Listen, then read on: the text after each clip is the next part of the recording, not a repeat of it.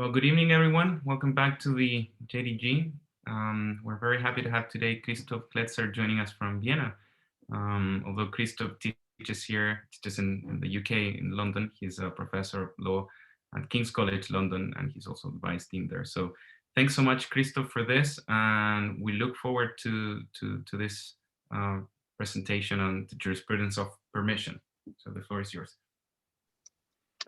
Great, Sebastian, Andreas, and Cecile. Thank you so much for the invitation. That's really a great honor to be in your great group. I'm just gonna, if I understood it correctly, I'm just gonna speak for 20 minutes, half an hour, and then we're gonna move over to the open discussion. So I'm just gonna say a couple of general remarks and contextualize the text a bit for those who have no clue what I've been working on, which I'm sure a lot of people are. So this is of course part of a wider project. The wider project is kind of a bit an old school one, and it's claiming that's not claiming, but it's starting from the conviction that general jurisprudence is rather interesting, I find. I mean, it's arguing against, this classic, now become classic arguments of people like Enoch, who think that compared with the full-blooded normativity of morality, general jurisprudence is not interesting. But I think, of course, if you're a non-naturalist like Enoch about morality, then everything is uninteresting, I would believe. Similar, if you believe in the transubstantiation of bread and wine into the body and blood of God, you would also feel that everything's uninteresting. So I do think that jurisprudence is highly interesting, but for different reasons. I think then maybe Enoch would believe why general morality or something like that is interesting. And for me, it has much more of an engineering approach, to be honest. And the question starts from, well, how does the law work? How does the law do what it actually claims to do, actually does? And this question, I appreciate, presupposes or will, I think, lay open a complex architecture of the law, something of a layered structure. And in a paper, I once compared it maybe to the stack in a programming language. There's a protocol layer, and there's a network layer, and an application layer. For instance, the internet. When you send through, when you visit the homepage of Oxford University, you're connecting on the application layer, but that's done through lower level layers. And at the bottom, there's of course the actual network. And on top of it, there's a protocol that tells the different nodes how to interact. And that's what I'm interested in. I'm not saying, and the important thing is now that this protocol layer is kind of most important. It's certainly not, but it's more fundamental, I think. So it's not the most significant part. The significant part is actually to see what's on your homepage or on your webpage of Oxford University. But I want to understand it by looking a bit under the bonnet or the hood and see what's more, how this is done. Again, I'm not trying to reduce, but I'm trying to explain. So I think immediately to many people, this might seem even a silly question, because it seems, well, it's obvious how the law works. Well, the law tells people what to do. Full stop. That's it. The law says don't do, and then goes on. But of course, I think there's already kind of built in the debate that this starts a journey, this claim that the law tells you what to do, because that's only the first stage in a journey, the Austinian commonsensical understanding. The law tells you what to do. It was already Rudolf von Ihering, quite end of 19th century, who said, well, actually the law is directed, and everybody knows that, it's directed at officials. It tells officials, it imposes duties on officials. It doesn't impose duties on individuals, but it imposes duties on officials. This has, of course, caused a lot of outrage and discussion. But of course, Hart, as we all know, says, well, it does both, actually. It tells people what to do, but it also tells officials what to do. It does both. Now, so that's the next step. Then there's, I think, in my view, that, but of course you might view it, perfectly happy for you to view it differently. There's for me, the next step that comes with people like Oliver Kroner, Norberto Bobbio, and of course Kelsen, that says, well, in these two forms, in these two directions, that officials and the wider public or everyone, there's a hierarchy, in the sense that if you simply address a command to the people, in this command, there isn't involved any notion of what happens when the command is violated. The same is not the other way around. It's different. If you direct a command in that sense to an official to punish somebody who has done something, you can draw from this argument also the first order, the primary norm of the command directed to the people. So it is kind of richer. It has both in it, whereas the primary norm doesn't have both in it. You need then to attach some kind of a sanction. But of course, Kelsen doesn't stop there, because as I think, and that's not going to be the topic of this talk, I think it can be shown that ultimately it's not a command that's directed at the officials, but a permission. And I'm going to look at the permission here. The officials are permitted to use force, and not commanded to use force. Kelsen would have said they're empowered, or something like that, to create a norm, but I think they're ultimately at the bottom layer, they are permitted to use force. And then ultimately you come back to the last stage, I think, where you say, well, the law is directed at everybody in laying out when the use of force is permitted. So going through the steps, first the law was directed at everyone, giving commands, and going through two cycles, I think I would end up saying the law is directed at everyone, but permitting the use of force. So I'm telling you that because just to give you kind of a sense of what I believe is the internal complexity of the functioning of the law, because there's a lot of claims like the law does A by means of B, or for instance, the law does something directly and indirectly does something else through that. So the law operates, I think, on different levels. It's not just the law says something and that's it, but there's always a meta level. There's something to be drawn from it. When the law tells the official punish someone who has stolen, the meta level, and I don't think it's very hard. You don't have to be a Sherlock to conclude, well, I should, if I don't want to be punished, I should steal. So that's kind of the second level. I think it would be absurd if you viewed the law as not having these different layers or levels. It is, a historical multi-dimensional institution, and not only its content is complex, I believe, but also the way it operates, also its operability. How it does things is, I think, more complex than just simply telling people don't steal. So this kind of line of argument, mainly, a couple of passages in Kelsen when he talks about the blood feud, but also, of course, a great piece from Norberto Bobbio, I think an author who is underrated highly. Especially his work, Law and Force, I think there's hardly any piece I completely agree with other than Bobbio's Law and Force, which is in '65 and appeared in The Monist. So this kind of brought me to this understanding that the law is fundamentally a system of kind of a permission of force. Bobbio says law is not a body of rules guaranteed by force, but a body of rules about force. Force is the content of the law. It's not its accessory. It's ultimately, and that's a Kelsenian claim, of course, and also a claim in Oliver Kroner, law is an organization of force. But the question then is, of course, well, how does the law organize? How does that work? How does the law organize force? How is it an organization of force? And we always say, well, the law regulates the use of force. Well, but how does the law regulate the use of force? Well, after all, the law is language. It's just, on the one hand, it's sentences, words. So, well, one way to think about it would be that the law, as we said, demands certain things. Says, well, you shouldn't use force, or you must use force here and there. But I think this is still just, mainly language. So I think the notion of permission changes a lot. If you see the law as the permission of the use of force, because I do think that permission has kind of a particular role in the triumvirate of the deontic operators of obligation, prohibition, and permission. I think it has been under theorized because it's kind of, there's, with permission that seems can't do anything, you know.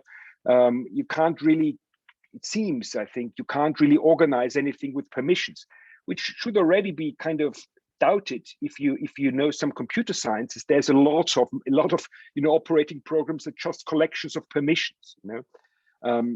So in computer sciences, you know, the root folder it has all the permissions, and then he delegates the permissions and so on and so forth. But I think theoretically permissions are under theorized, and which is particularly, I think, surprising, given that they're so special, aren't they? I mean, they are weak permissions. There's this thing of a weak permission, that things which are not forbidden are just permitted.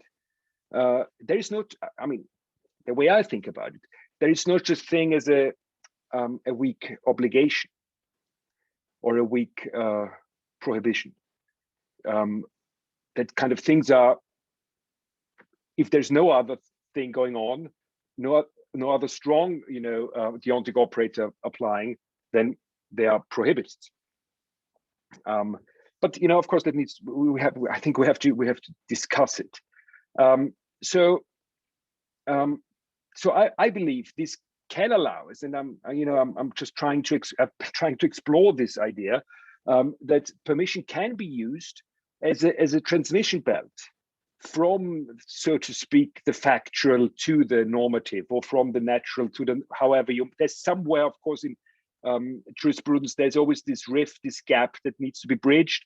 And I mean, you know, the Philosopher's Stone, of course, we're all looking for the Philosopher's Stone that turns, you know, crap into gold, and we want to turn the factual into the normative. So I propose that the permission is the Philosopher's Stone, because it has, you know, both. It's a fact. I believe it's a fact that things are permitted. And it's also a norm. It's also a norm. So it's both. It lives in both worlds. Of course, I mean, there's so much to be. Of course, to be. There's so many caveats, and I'm completely aware of that. This is all premised on something maybe of my own Catholic Jesuit upbringing, of what's called a laxism, you know, the classic Catholic doctrine that if there's just a little doubt in the law, it's allowed, you know. Lex dubia non obligat. That might be, you know, a weak spot, you know, but I still think that I can argue against that. So the question then is, if one would venture the idea of follow, I think it might be promising that permissions have this kind of quality to bridge the normative and factual, or kind of allow you to build from zero up a normative theory. The question then is, well, how can you build anything from permissions? You know, how can anything follow from a permission? And I think that's what Kelsen has shown, or he has at least hinted at and described a way to think about how this could be done. And this is, you know, the primitive law thing, where he says, well, I'm going to read this again from the general theory of law, and in my handout that's on page 5. In primitive law, the individual whose legally protected interests have been violated is himself authorized, I think permitted, but he says authorized by the legal order to proceed against the wrongdoer with coercive means. Coercive means, I think, it's, again, I believe that Kelsen is wrong. It's not about coercion, it's about use of force. There's a difference. This is called self-help. Every individual takes the law into his own hands. Blood revenge is the most characteristic form of this primitive legal technique. Neither the establishment of the delict nor the execution of the sanction is conferred upon an authority distinct from the parties involved or interested. In both these aspects, the legal order is entirely decentralized. Nevertheless, in a primitive community, the man avenging the murder of his father upon one whom he considers to be the murderer is himself regarded not as a murderer, but as an organ of the community. This is quite important, of course, for my theory, because it allows to weaken this distinction, this problem that we had: is the law directed at the organ, or is it directed at the people? Well, Kelsen reverses the question. He says, whoever the law allows the use of force is an organ. So it's because a legal organ quality, that's a known weak spot or difficulty in, of course, Hart's theories. Well, the circularity of the problem of the rule of recognition. How do we find out who the officials are? Well, we need the rule of recognition, but we need the officials to determine what the rule of recognition system. We need the rule of recognition to determine who the officials are, because officialdom is not a natural quality but a legal status. So we need to presuppose the validity of the law. For Kelsen, this unity is kind of official and the legal order is explicit. The official isn't something; it's no quality you have, kind of a policeman that you wear. We tend to imbue officials with some kind of magical quality. They are officials, but they're not. They're just people the law points to and says, you are allowed. You're allowed to kick in this door. You're allowed to kill this person. You're allowed to do this and that. And that's what makes the official the official, and that sorts out this whole, I think, rather I think boring debate: who is the law directed to? Should it be understood like erring to be directed at officials? This solves it, in my view, because the law is directed at everyone, and whoever it allows to use force is then an official. So the distinction between murder as a delict and homicide as a fulfillment of a duty to avenge is of the greatest importance for primitive society. It means that killing is only permitted if the killer acts as an organ of his community, if his action is undertaken in execution of the legal order. The coercive act, I would say the use of force, is reserved to the community and is, in consequence, the monopoly of this community. The decentralization of the application of the law does not prevent the coercive act as such from being strictly monopolized. So there's I think a lot of important things here. One important thing which I didn't mention in my piece, but in other writings, is the important distinction that he draws upon between the monopolization of force and the decentralization of force. So even in these primitive systems, the law is monopolized because the law simply points each use of force then is either a delict or a sanction or use of legal force. So the law, just by this rule, turns every use of force into one of the other, thus monopolizes it. It hasn't centralized it. And this is, of course, the big question for a legal theory that has then to be solved. Well, this is, of course, doesn't look at all. It looks like the opposite of our modern legal system. It's self-help, and we tend to think a modern legal system is the opposite of self-help. But there is, I think, a continuous way from this form of legal self-help, decentralized use of force. There's a continuity to our modern legal system. And this can, I think, be shown if you demonstrate that centralization is ultimately achieved mainly through filling in content into the condition of the permission of the use of force. So only this, what I call X, if X, then the use of force is legally permitted. In this system of self-help, this X is someone has killed someone else, then the use of force against him is legally permitted. But this X, can have any content. I think it's at that stage, of course, it's determined by the by customary law, by custom, but it can have any content. And I think this form that in my paper is number 2 remains constant. I think, and to a modern legal system, this is no coincidence. The formulation of the Grundnorm, the basic norm. This is what Kelsen called, the Grundnorm. And X has then the entire content, reaching from, the highest international law through the all administrative legislation, constitution, administrative law, and the execution of the sanction, the complete legal norm, as it's called in Kelsenian parlance. that connects, the highest point of the Constitution with the execution. But that's just a question of the content. The form is the same; it's permitting the use of force. And I'm not going to go through the details to show how through recursive iterations the content X can produce centralization and successive integrations of either judges or legislative bodies who then order certain things. But as I've said, these orders, these commands are just part of the condition X that then allows the use of force. And we still have this. We have a huge, mega X, But at the end, in my view, there is still, also in the modern form, the rest of this